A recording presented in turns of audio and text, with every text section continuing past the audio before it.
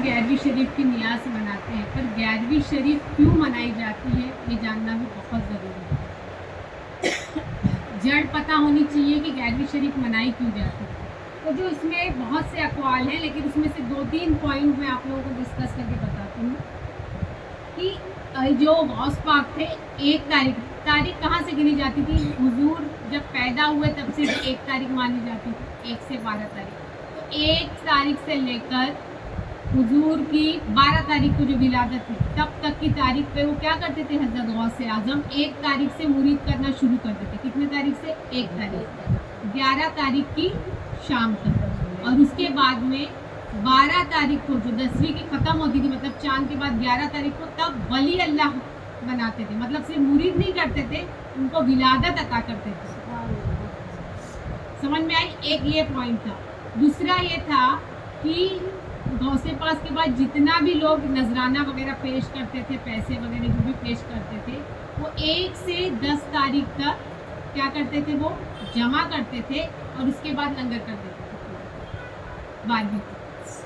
اب یہ ان کا معمول ہمیشہ تھا لنگر کرنے کا، مطلب جو بھی جمع ہوتی تھی یہ چیز ایکچولی جتنی بھی پیسے یا کوئی بھی چیزیں جمع ہوتی تھی 12ویں کو لنگر کرتے تھے۔ اب یہ ان کا ہمیشہ کا معمول تھا کہ لنگر کرنا ہے۔ ایک بار کا وقت ایسے آیا کہ حضرت غوث اعظم کے پاس کوئی بھی چیزیں تھی، معاذ اللہ ایسی بات نہیں، وہ چاہتے دعا اٹھاتے تو بہت کچھ، لیکن اس وقت ان کے پاس کوئی بھی ذریعہ نہیں تھا کہ میں لنگر کروں۔ اب 12ویں کا دن آ گیا، اب ہمیشہ 12ویں مناتے تھے۔ اب جب بیٹھے ہیں گھٹنوں کے بل، بالکل سوچنے لگے کہ میں کیا کروں، تب ان کو سمجھ میں آیا کہ میرے پاس جو امامہ شریف ہے وہی 70,000 کا تھا۔ ماشاء اللہ ان کے کپڑے وغیرہ کی قیمت بھی بہت کچھ ہوتی تھی، وہ پہلے بھی آپ لوگوں کو واقع ہوتا۔ امامہ شریف جو تھے وہی 70,000 کا تھا۔ کتنے کا تھا؟ تو اپنے خادم کو بلا کر کہا کہ امامہ چھپا کے بازار میں لے جاؤ اور یہاں کہیں مت بیچنا، یہاں سے باہر بیچنا، مجھے 12ویں کا مطلب مجھے لنگر کرنا ہے۔ اب وہ اسی کشمکش میں بیٹھے ہوئے تھے اس طرح سے، اور ان کی آنکھوں سے آنسو جاری ہو گئے کہ آج میں 12ویں شریف کرنے کے لیے مجھے اس طرح سے انتظام نہیں ہو پا رہا ہے، دیکھو جب لے کے آئیں گے تو ہوگا۔ اب اس کے بعد میں جب وہ گئے تو ان کے آنکھ سے آنسو بھی نہیں ٹپکے تھے، تو انہوں نے دیکھا کہ کچھ آہٹ ہوئی گھر میں، آہٹ سی گھر میں ہوئی، تو انہوں نے دیکھا کہ کون ہے، تو ان کے کندھوں پر ہاتھ ایسے محسوس ہوا۔ جب کندھوں پر ہاتھ محسوس ہوا انہیں، تو انہوں نے پلٹ کے دیکھا تو پیارے محمد مصطفیٰ صلی اللہ تعالیٰ علیہ وسلم تشریف لائے۔ سبحان اللہ۔ کون تشریف لائے تھا؟ پیارے محمد مصطفیٰ۔ انہوں نے کہا کہ کیا بات ہے، کیا بات ہے، تم اس طرح سے کیوں، مطلب آج تمہارے آنکھ سے آنسو اور اتنے اداس؟ بولے میں ہمیشہ آپ کی 12ویں مناتا ہوں، اور آج میں 12ویں نہیں منا پا رہا ہوں، آج میرے پاس ذریعہ نہیں ہے۔ تو بولے جانے تو پھر بھی بعد میں بھی منا لے سکتے تھے نا، آج نہیں منا رہے ہو اگلی بار منا لینا۔ تو حضرت غوث اعظم نے کہا مجھے خود کو بھی بیچنا پڑ جائے گا نا، تو بھی میں آپ کی 12ویں کبھی نہیں چھوڑوں۔ تو حضور جانتے تھے، انہوں نے کہا کہ تمہارا امامہ شریف کہاں ہے؟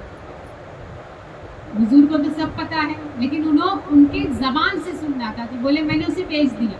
بولے کیوں؟ بولے آپ کی 12ویں کرنی تھی۔ تو بولے تم نے میری 12ویں کرنے کے لیے اپنے امامہ بیچ دیا؟ تو بولے نہیں، میں کسی بھی حال میں 12ویں نہیں چھوڑوں گا۔ تو یہ کہاں سے ثابت ہوا؟ جو حضور کی ہم میلاد وغیرہ مناتے ہیں، غوث اعظم سے ثابت ہوا کہ وہ 12ویں مناتے تھے۔ اس کے بعد میں انہوں نے کہا کہ تم نے میرے لیے اپنے آپ کو بیچنے کی بات کہی، اپنا امامہ بیچ دیا، تو تا قیامت تک جب میری 12ویں منائی جاتی تمہاری 11ویں منائی جائے گی۔ سبحان اللہ۔ تو یہ حضور کے الفاظ ہیں کہ حضور نے فرمایا، اور ان کی کہی ہوئی زبان آج قیامت تک دیکھو ان کے ہر گھر میں 11ویں منائی جا رہی ہے۔ تو اس لیے 11ویں منائی جاتی ہے، کیوں؟ کیونکہ وہ حضور کی 12ویں مناتے تھے، تو انہوں نے کہا تمہاری ایک دن پہلے 11ویں منائی جائے گی۔ اور دیکھو ہر جگہ جو نیاز ہوتی سال بھر میں ایک بار ہوتی ہے، لیکن ہر جمعرات حضرت غوث اعظم کا چراغ روشن ہوتا ہے، نیاز ہوتی ہے۔ تو یہ ولی اللہ کی شان ہے، اس لیے 11ویں منائی جاتی ہے۔ ٹھیک ہے، تو ہمیں یہ چیز کا اہتمام کیوں کرنا چاہیے؟ یہ کس نے کہا ہے؟ پیارے محمد مصطفیٰ صلی اللہ علیہ وسلم۔